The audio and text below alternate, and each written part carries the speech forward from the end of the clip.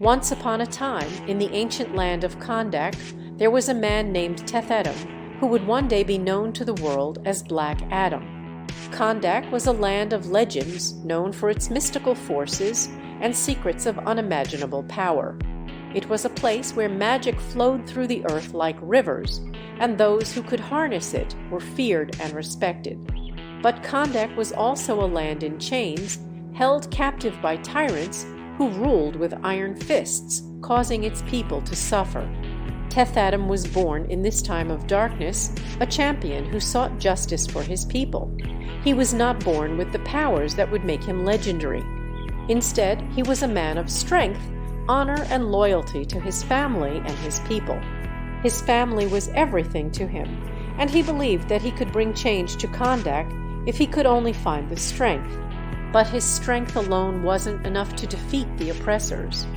One fateful day, Teth-Adam was granted the powers of the ancient gods by a council of wizards. They saw something in him, a spirit fierce and unbreakable. The power flowed into him like lightning, giving him the strength of mighty heroes, the speed of legends, and the courage of gods. With a single word, Shazam, he could summon this magic and transform into an unstoppable force. But with power comes temptation, and as Adam grew stronger, he began to change. His quest for justice turned to vengeance. Driven by anger, Teth-Adam waged war on the oppressors, freeing his people but leaving destruction in his path. He became known as a hero to some, but a terrifying force to others. He believed that the only way to protect Kahndaq was to rule it himself, by any means necessary. His wrath was legendary, and he struck down anyone who dared stand in his way, no matter the cost. The very wizards who had given him his powers saw the darkness growing within him. They realized that he had become too dangerous, too powerful for the world.